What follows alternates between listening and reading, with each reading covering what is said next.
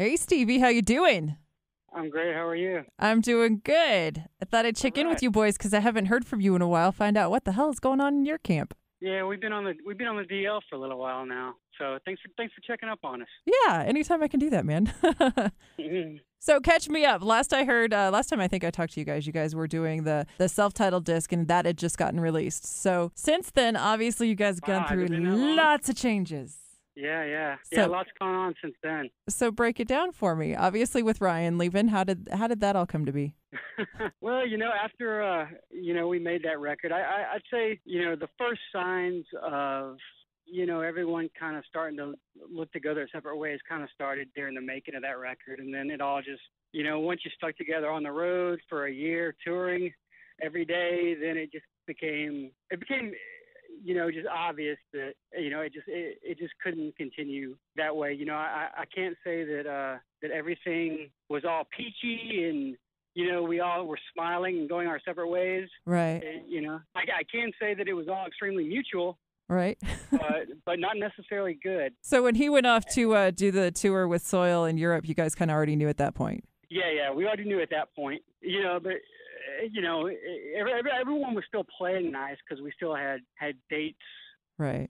booked for Drowning Pool, but yeah, the whole thing had started to come unraveled way before that. So how did you guys find Jason Marino? He's in a band from our hometown, and we've been friends for a long time and big fans of his band here. So he was kind of the first guy we thought of when things were going bad.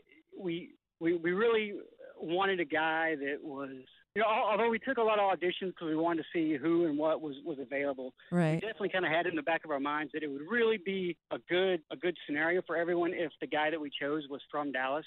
Right. So we're all right here together in the same city and could spend a lot more time together rehearsing and writing a record, which is just so much easier. Like to make the self-titled record, we demoed and worked on and off with Ryan for a year and a half, and then to make the last record with Jason that we just finished, we wrote it in about 8 weeks. Wow. It just goes to show you the difference. The difference of getting along with your bandmates. Getting along with the bandmates and being able to be in the same room together, living in proximity, all that was a definite factor. Right. So, how long have you actually been working with him then? Well, let me see. Counting, we went to, what is this? August? Yeah. Okay. When would maybe February, I want to say, and then we went and recorded the record in April, and then we wrapped that in June, and we've been doing little fly dates here and there. Right. But no extensive touring until we get closer to a single and a record being out. No, I heard In Memory Of floating around on YouTube, I think, the other day. Mm-hmm. That is it's a powerful, it's ethereal, and it sounds almost like, well, vocally, stylistically, it's almost a little bit different for Drowning Pool. Yeah, that song is in no way indicative of what the record's going to be like. Right. I would say that one was the one that was the most different of all the songs, and with it being the anniversary of Dave's death, Right. The song was about that whole thing. Some of the guys had the idea of just it's going to be a while since our record's out. The song is kind of different from everything else. Let's just just throw it up there just for a little tribute sake. Right. It's very cool. No, I dig it a lot. It's just, it's kind of haunting almost. Was it hard to actually get in there and, I mean, to bring up all those memories and to pay homage? Yeah, it really is, but it's just something that we've learned to deal with.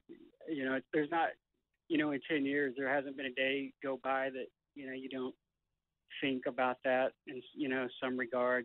Something makes some random memory pop in your head. So, right. It's just something that you never get over. You just kind of deal with it every day. Well, let's talk about the rest of the CD because that's pretty intense and I feel your pain. Tell me about the rest of it. Tell me what we can expect because I'm really excited. I've been a fan for a while and the shows are awesome and I'm ready for some more Drowning Pool. Yeah, one thing that we've definitely learned over all these years is the three of us, Mike, CJ, and myself, have really learned to be able to adapt writing songs to the singer that we have. And, you know, Ryan's delivery on songs was way, you know, kind of, it was more of a laid back, casual approach to songwriting, whereas the new guy we have, Jason, he's a much more energetic, bam, get it out there, you know, kind of guy. So I think the songs really reflect that. Or, you know, or maybe that's just what I'm thinking because we're excited to have a new guy in the band. Right. It just seems that way to me. Right. But that's the way, you know, listening, like, especially comparing the record we just made to the one just before that, it's far more up tempo, and like the songs that individual guys in the band have written, as far as lyric wise, it's not nearly as much as the whoa whoa poor me, my life sucks, right, kind of place where a lot of the lyrics came from on the last record, which is such a refreshing change. 'Cause, you know, you can only listen to someone talk about that for so long until you're like, dude, fucking. Oh, excuse my. Oh, you can. It's okay. Right there. Dude, I'll edit you. Don't worry. Yeah. You know, man up, deal with it. You know, I'm tired of listening to you whine. So. Nice. Well, that's good, though, because I always thought that Drowning Pool was more of an aggressive, kind of in-your-face kind of band, and less a cry in my river of beer. Yeah. You know, we used to be happy. What the hell happened? I don't know. You guys seem fun every time I hang out. So, yeah. When I remember back when you were putting together the Full Circle disc, you guys were spending a lot of time with the troops overseas. Are you guys still doing all that stuff? Oh, yeah. Yeah, you know, we definitely do a lot of, we've done a lot of bases back here in the U.S. Mm-hmm. You know, like a bunch of, you know, like if a certain base is receiving troops back home, we've done a lot of those. Oh, like, cool. Home, glad you made it back type shows. As far as going back to like Iraq or, you know, any of those type places, there really hasn't been a lot of that going on, unfortunately. Mm-hmm. And, you know, they're trying to scale back, so they're not sending as much, you know, as many acts over there. It's just, I mean, you can't imagine the red tape involved with right over there and put on a show. And now, you know, it's just 10 times worse. So I can imagine. So do you guys have a title for the new CD? What's that? Do you guys have a title for the new CD? You know, we don't. But that's not uncommon. That's always like the last thing that we do for some reason. Uh-huh. You know, you would think that's pretty important and you should have an idea going in, but we never do. We always kind of get the body of work together and then go, you know, what's some phrase that's all encompassing here? You know, what would capture what we're trying to say? Right. You know, and that just, you got four guys barking out ideas, and it just takes a while to get it narrowed down. At least, I mean, that's just the way we work, and it's been like that on every record. Nice. But you have a hypothetical release time? Early next year. Early next year. They'll probably do a single late this year, record out early next year. Right. Even though the record's been in the can for a while, but you know, we're on a label with a lot of bands that are kind of slated before us to put records out, so it's just kind of, you gotta wait your turn. Now, how is it working? This is your second CD with this label, right? It'll be our third. Very cool. So things are going kind of smooth. You guys are happy there? Oh, yeah. Yeah, it's great. Good. Got no complaints thus far. That's good. And how do you feel about tours? Are you guys going to start scheduling those pretty soon, too? Yeah, we are probably not till later in the year. Like right now, we've been doing just like weekend fly gigs here and there, which, you know, is kind of nice. You know, you just fly out for the weekend, play some shows, fly home, chill out. So, hang out for the week, eat some barbecue, and go back out next weekend? Right, exactly. It's fun, but, you know, you do kind of look forward to really being out there and you know, rocking it every single night. You know, that's what you're in this for. So as often as you can do that, it's always great. But home's good too, you know. Yeah. Well, I remember a few years ago you got diagnosed with Bell's palsy, right? Yeah. How's that been? Diagnosed? Yeah, I thought I was having a freaking stroke. Have you been good though since then? Oh yeah. They say like once you've had that, like your risk of it happening again is like 1% or something like that. So very cool. I should be good, but you know, it would be my luck to be like that one guy. No, don't say that. No. No. But yeah, things are going good, and that's awesome. And oh yeah. Okay, cool. So basically, you guys are still working on getting that CD out. It's probably not going to be out till next year. Doing some Yeah, shows. we're doing all like the, The festivals. the photo shoots, the videos. We're kind of in the middle of all the album artwork. We're in the middle of putting all that stuff together right now. So You want to give me any juicy tidbits? there aren't any yet. I mean, I really wish I could give you like some breaking news, but No, that's okay. That's okay. Because I really did have the intention of just checking in because it had been so long and I knew Ryan had gone and I knew you guys were working on something and I caught the video and I thought, you know what? I need to find out what they're up to. So who runs your Facebook page? well, the label runs it, but as far as who put those annoying posts that everyone Are hilarious. Yeah, I think so.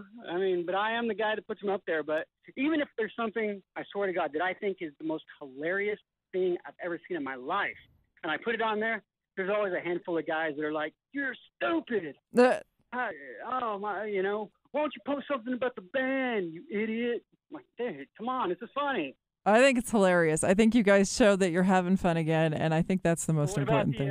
What about the last one with the baby with the cocaine bag? Yeah. I thought that was awesome. I laughed. You like that one? I did. I usually laugh at all of them. I got a friend who actually reposts every picture you put up, so that's always entertaining too.